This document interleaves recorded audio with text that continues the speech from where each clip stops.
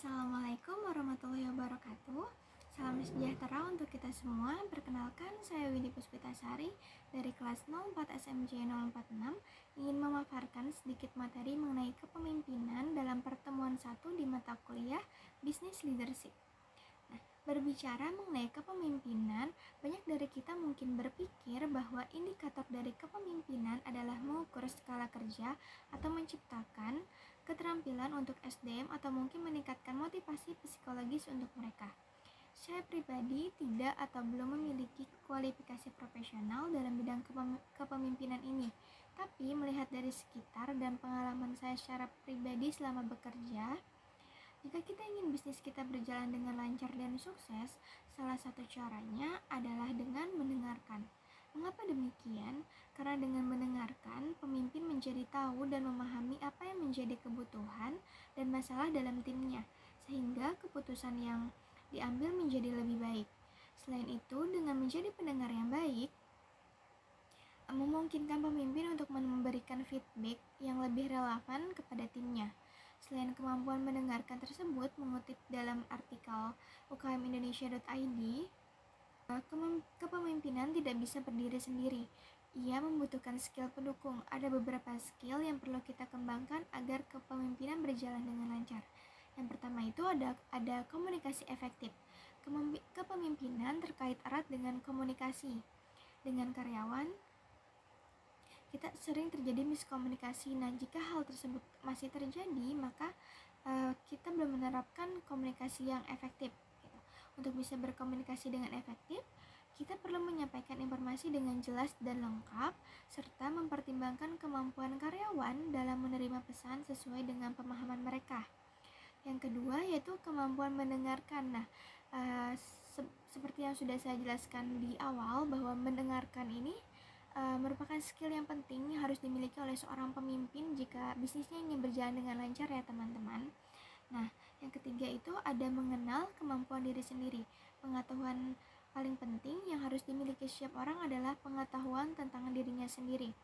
Jika kita sudah tahu kelebihan dan kekurangan diri sendiri, kita akan lebih mudah menentukan siapa yang seharusnya kita rekrut dan diajak bekerja sama. Misalnya, kita punya kekurangan dalam merapikan transaksi keuangan, maka kita bisa merekrut karyawan yang memiliki kelebihan di bidang itu. Selanjutnya atau yang keempat yaitu membangun relasi dengan tim. Ternyata gaji bukan satu-satunya alasan yang dapat meningkatkan kinerja karyawan.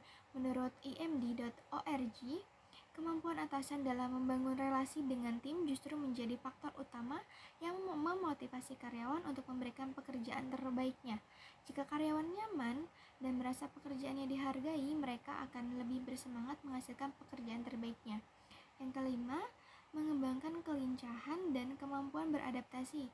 Saat ini, kita dituntut untuk pandai menyesuaikan diri dengan perubahan yang serba cepat. Tren pasar dan selera konsumen selalu mengalami perubahan dari waktu ke waktu. Jika tidak cepat membaca peluang pasar, bisnis yang kita miliki akan tertinggal. Itulah mengapa kelincahan dan kemampuan beradaptasi sangat diperlukan seorang pemimpin dalam mengambil keputusan bisnis. Yang keenam yaitu inovasi dan kreativitas. Teruslah mencoba berbagai cara atau pendekatan yang bisa membuat bisnis kita semakin berkembang.